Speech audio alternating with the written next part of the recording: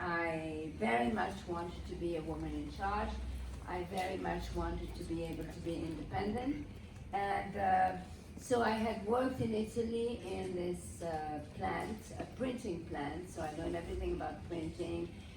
I mean, it's a long story. I don't want to go through the whole thing, and especially with people who know me, because it's so boring. But you can actually, if you are interested, you could read my book on audio, and it's my voice, so you'll think that I'm telling you. Anyway, it's been a crazy adventure, because at the age of 25, I really lived an American dream, and I know that a lot of young girls live an American dream today, but at the time it was very unusual and very sudden and very fast and fascinating and exhilarating. And so I went whoom, up like that, and of course, you know, when you go up like that, you can't keep on going up. There's always ups and downs. And I am now an older woman, and I am at the, if I'm lucky, at the early sunset of my life. And but I've had a lot of ups, a lot of downs, a lot of this. But all through my life and my career, I have always had this amazing relationship with women. I was lucky to become the woman I wanted to be very early, and I became that woman because of a little dress. So I went around the country wrapping this little dress to lots and lots and lots of women. And the more confident I was, the more I was passing on my confidence. And therefore, I guess the dress, it came at a world, at the moment in women's liberation, it became a symbol of liberation, it's a symbol of confidence.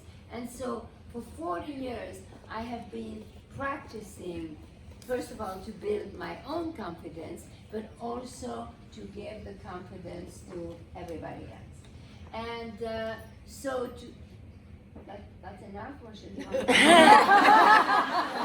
And so today, where am I today? You know, I've had many generations, many eras of my company. First was American Dream and all of that. Then I had sold my company, and I thought I was, you know, finished with fashion business. Then 10 years later, I came back 20 years ago, and I realized that my identity was so linked to my brand, and I had lost control, so that was painful. But gradually I got it back, and I also realized that the young women were buying my old vintage dresses in vintage shops, and all of a sudden it was hot again. And so I started again, and I went up, and so that was Comeback Kid. And now I guess I'm at the time of legacy, where I'm leaving the legacy behind, but also fashion world is changing, publishing is changing, retail is changing. So the whole, you know, if you were a brand, you're dependent on the publishing industry or the retail industry. And today, both those industries are struggling. So you have to kind of turn around and be, so right now it's like doing a startup with a 45-year-old heritage. So it's very interesting, and I have a good CEO, and blah, blah, and you know, DVF clothes are the friends in your closet. They're supposed to be, you know, sustainable, because everyone talks about sustainability. Well, if you go to a vintage shop, you most probably will find a 45-year-old wrap dress that already has had 3 lives. So that's sustainable. And so all of that. So where am I today? Today I feel like at this age that I am, I really want to be able to use my voice, my connections, my experience for other women. And because I always said I didn't know what I wanted to do, but I wanted to be a woman in charge. And then later when people say, who is your customer? So I would say, well, the woman in charge. The woman in charge has always been my thing, you know. I have a foundation, we do the DVF Awards, which are amazing women who took charge.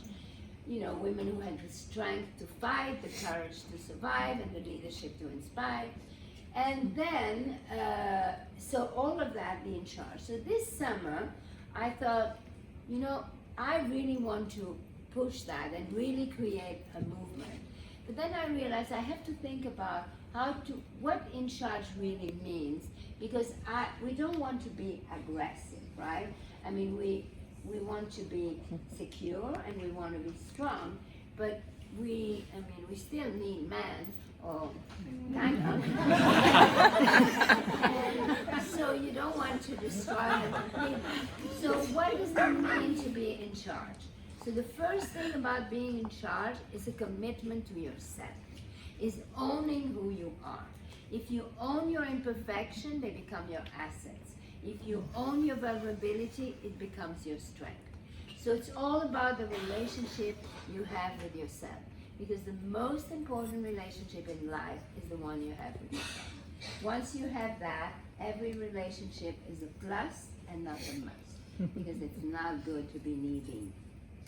Then, poor Anne, she's heard this a million times. Anyway, so, and then also what is really important, the best advice I ever had from a man I really respected, whose grandmother, who survived the genocide in Armenia, told him. He said, the only thing you have 100% control of is your character. You could lose your health, you could lose your wealth, you could lose your money, you could lose your freedom, but you never lose your character, even under torture. And so that's really important to remember. So the relationship with yourself, your character, the fact that you own who you are, all of this creates this little house inside yourself, the shelter that is really the only core of yours to find strength. So anyway, so I know that, and so once you have that, then you could use your voice to help other women to be women you want to be. And then, well, there's 4 micro steps, and then you want to say no? Otherwise, yeah, okay. So somebody said if you create a manifesto, you have to have micro steps. I didn't know what a micro steps was, but then I thought about it, and the micro steps are connect, expand, inspire, and advocate. So connect is very important to connect. So I will give you a trick that I do every morning. Amongst the first 10 emails that I do, I make sure that 2 of the emails don't benefit me. And with the email, you don't have to talk, you don't have to leave a message, you don't have to do anything. All you have to do is concentrate. And I can change your life by introducing you to her, and that you would never have had, and change your life.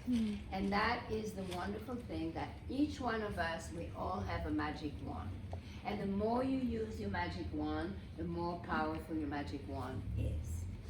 Connect, and that's connect. Expand is make sure that you expand your universe. Make sure you talk that you talk to people that you would never talk to otherwise.